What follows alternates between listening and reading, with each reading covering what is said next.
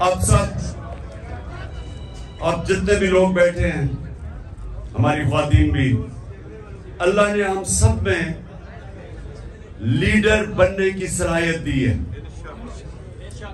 کیونکہ یہ یاد رکھیں ہم اللہ کی سب سے عظیم مخلوق ہیں، اشرف المخلوقات۔ تو جب اللہ نے فرشتوں کو کہا کہ انسان کے سامنے جھکو، اور جب ابلیس نے انکار کیا تو اللہ نے کہا فرشتوں کو کہ تمہیں بھی نہیں پتا کہ میں نے انسان کو کتنی صلاحیتیں دی ہوئی ہیں۔ مشکل اور مسئلہ یہ ہے کہ ہمیں بھی نہیں پتا کہ اللہ نے ہمیں کتنی صلاحیتیں دی ہیں۔ اور وہ کیوں نہیں پتا؟ کیونکہ ہر انسان کے سامنے دو راستے ہوتے ہیں۔ آپ جب نماز پڑھتے ہیں تو آپ صرف ایک چیز مانگتے ہیں کہ اللہ ان کے راستے پہ لگا جن کو تو نے نعمتیں بخشی، اس راستے پہ نہیں جو تباہی کا راستہ ہے۔ تو جو تباہی کا راستہ ہے، نوجوانوں سنو، یہ ہاتھوں سے نہ لاؤ، سنو میری بات، تمہیں یہ یاد رکھو جو میں باتیں کہہ رہا ہوں، اور خاص طور پہ نوجوانوں کے لیے یہ آپ کی ساری زندگی کام آئیں گی اگر آپ کو سمجھ آ گئی۔ آپ کی سامنے ہمیشہ دو راستے ہوتے ہیں، ایک آپ کی عظمت کا راستہ ہے، ایک آپ کی تباہی کا راستہ ہے۔ اور نماز میں ہم مانگتے ہی ہیں کہ اللہ ہمیں وہ عظمت کا راستہ دے، مانگتے ہم نعمتوں کا راستہ ہے، اور چاہتے ہیں ہم وہ تباہی کا راستہ، کیونکہ وہ آسان راستہ لگتا ہے۔ مثلا مجھے کوئی موقع ملا، میں کوئی ایسی پوزیشن میں ہوں، گورنمنٹ پوزیشن میں ہوں، میں تھانے دار ہوں، پولیس میں ہوں، میں فوجی ہوں، جو بھی ہوں، ہر وقت مجھے موقع ملے گا ناجائز قسم کا پیسہ بنانے کے لیے، لگے گا وہ آسان راستہ ہے، رشوت دوں گا ایک دم پیسہ آ جائے گا، لیکن وہ آپ کی تباہی کا راستہ ہے۔ جس وقت آپ وہ آسان، جو آپ کو راستہ آسان لگتا ہے وہ لیں گے، وہ اصل میں آپ کی تباہی کا راستہ شروع ہو جاتا ہے۔ کیونکہ قرآن کی ایک اور آیت ہے کہ جس چیز کو سمجھتے ہو تمہارے لیے بری ہے وہ تمہارے لیے اچھی ہے، اور جس کو تم اچھی سمجھتے ہو وہ بری ہے۔ اس کا کیا مطلب ہے؟ کہ جب آپ سمجھتے ہیں کہ یہ بڑا آسان طریقہ پیسے بنانے کا، آپ اپنا ضمیر بیچتے ہیں، وہ آپ کی تباہی کا راستہ شروع ہو جاتا ہے۔ جو لیڈر ہے وہ ہمیشہ وہ راستہ لیتا ہے جو اللہ کہتا ہے کہ تمہاری عظمت کا راستہ ہے، اور وہ راستہ کس کا ہے؟ کس کا راستہ ہے؟ وہ کس کا راستہ؟ دنیا کے سب سے عظیم لیڈر نبی صلی اللہ علیہ وسلم کا راستہ ہے، اور وہ اس کی بنیاد کس پہ رکھی گئی ہے؟ دو کیریکٹرسٹکس کے اوپر اس کی بنیاد رکھی گئی ہے لیڈرشپ کے راستے میں، صادق اور امین، سچ بولنے والا اور انصاف کرنے والا۔ یہ دو کوالٹیز ہیں لیڈر کی۔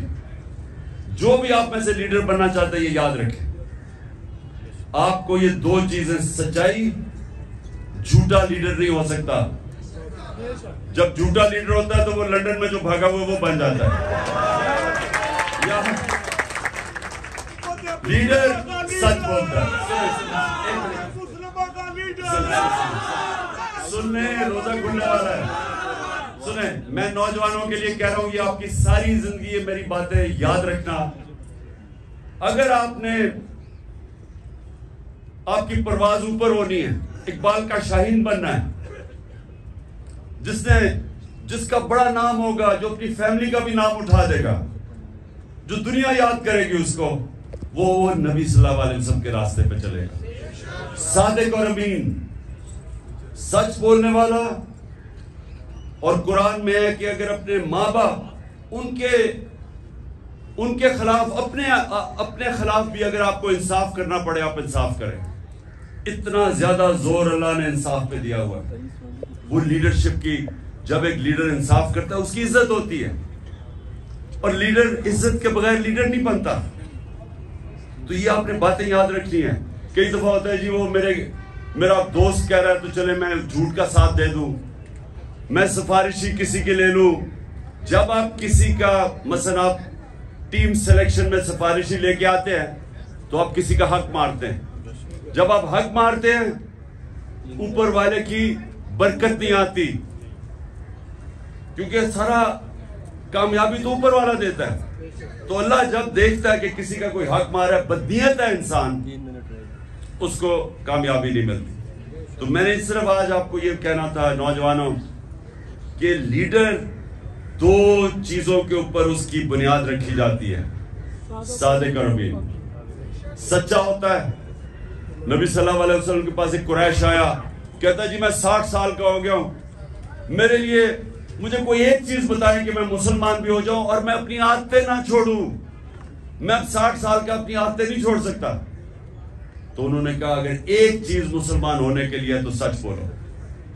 سچ میں بڑی طاقت ہے، کیونکہ اللہ الحق ہے، اللہ سچ ہے. جب آپ سچ بولتے ہیں تو اللہ آپ کے ساتھ کھڑا ہو جاتا ہے، آپ کو وہ طاقت ملتی ہے. وہ کہتے ہیں کہ انگریزی میں کہ one moral man is an army، کہ ایک سچا انسان ایک فوج ہوتی ہے، کیونکہ اس کے پیچھے اللہ کی طاقت آ جاتی ہے. اور دوسرا یہ جو انصاف کرنا ہے، یہ یاد رکھیں کہ وہ ایک ابن خلدون کا اس نے کہا کہ میرا تجزیہ ہے، بہت بڑا عالم تھا، کہتا میں نے جو سارا قرآن پڑھی ہے میرا تجزیہ یہ ہے کہ اللہ نے انسان کو زمین پہ بھیجا ہی ایک وجہ سے ہے کہ انصاف کرو، میری زمین پہ انصاف کرو. یہ دو چیزیں یاد رکھیے نوجوانوں، ان دو چیزوں پہ کھڑے رہو، آپ کی معاشرے میں عزت بڑھنی شروع ہو جائے گی. گاؤں کے اندر ایک لوگوں کو پتہ چلے جی وہ آدمی ہے، جو بھی مسئلے ہوتے ہیں وہ ادھر پہنچ جاتے ہیں ان کے مسئلے حل کرنے کے لیے، وہ سچا آدمی اور صادق اور امین ہے. سارے گاؤں اس کی عزت کرتی.